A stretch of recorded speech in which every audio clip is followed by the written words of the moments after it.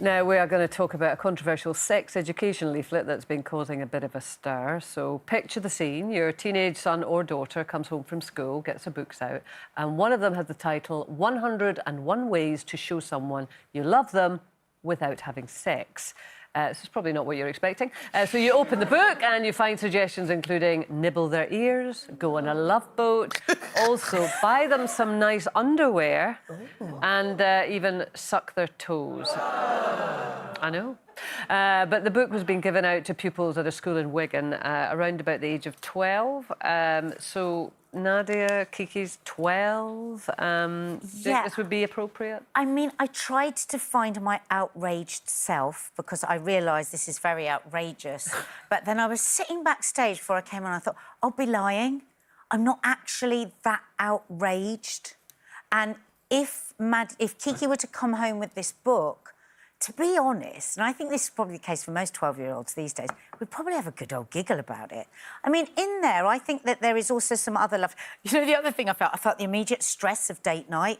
You know, things like take a walk in the park, take a romantic boat trip, make a picnic. You know, I think they've got good intentions But here, is this a conversation you need to be having at the age of 12? I think you need to be having a conversation about sex much younger than 12. This is my favourite. Hang a banner outside a plane saying I love you. Oh. That's what I mean. You would laugh. You would laugh. But what I think it does is, I think the really difficult thing as parents is how do we open up the conversations? And I think where this is good and where also it's not good is if you've got the sort of environment that you can go home and you can show this and you can have a chat. So if this was coming home and it was my girls, I'd go, well, there's a lot in here. What they're saying is make time for each other. It's not, when you're young, it will all be about sex, sex, sex, but actually there's loads of other things that make a relationship. But if you're not and you don't have that kind of ongoing conversation at home, then maybe it could be very confusing Well, I mean, for a to be child. fair to them, the first suggestion is give them your last piece of chocolate. And most of them are very innocent. And I think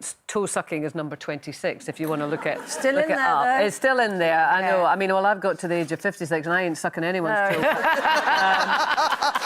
Thank you. We did ask the school in Wigan if they wanted to comment. Did you hear her? What? I wouldn't even suck my own toe. I tell you what, I wish I could.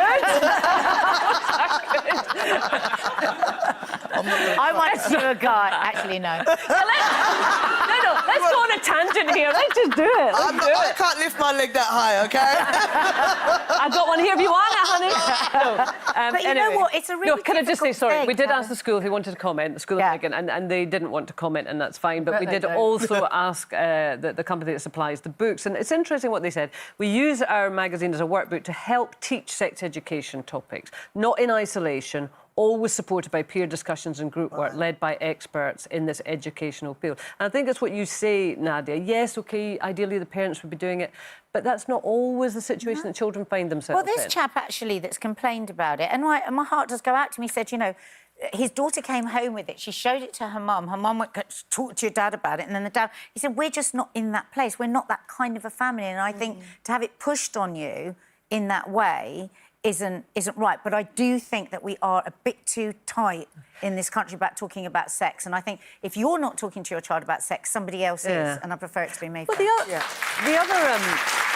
the other interesting thing about it is it's all the things that you could do and not have sex. Yeah. You know, it's like sex avoidant.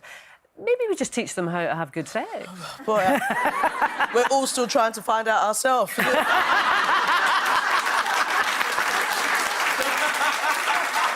Look, I think the reality is, we need to be having these uncomfortable conversations with our children. Children are going to other areas, other people outside of the home to be educated on sex. So I think it's about us saying to ourselves, OK, let's try and get a little bit more cool. Let's try and find somewhere where they like to go and have that conversation with them. You know, I tried to Did your mum have conversations with you? My mum is one old school Jamaican. No. She was like, don't go near a boy, you know, that was it. Don't do what? Don't go near a boy, that was it. That's quite good advice. I was scared to tell my mum I was pregnant at the age of 25. Okay, so yeah, I can't even say her sex education, but you know, I think to myself for that I tried to be a little bit more liberal, and my daughter's very much like, oh my God, Mum, but I have a conversation with her about it, and I get down to nitty gritty. You know, I explain sex in the sense of like when you love somebody, because the thing what's missing with all of these leaflets and conversations within the school and other kind of like sexual health clinic, they're taking out the part of the emotional connection and that kind of thing. Well, and I think they're trying That's to what be they're honest. trying to do, I think. to. I'll tell you what. Drive 2 hours to spend 1 hour with them. I know they can't drive, but I mean, you know, 2-hour journey to spend 1 hour with somebody, or the love. But the other boat thing is, we do tend to. I think we have to teach children to have safe sex, to try and be in a relationship. But I think also But not to just- underage sex. not to See, have, that's not underage, difficult. but not to have so much fear about it. I will say to my daughters and my stepdaughters, the thing is, it's lovely. It can be lovely, you know, because you don't want just all this fear around it either. Because I think it is one Can of it the really, things. Nadia? But Can it really? I'll tell you what, though, on that list, it says about underwear. And I would say to my daughter, if you find a brother that can buy your bra because they're expensive, that's a keeper. But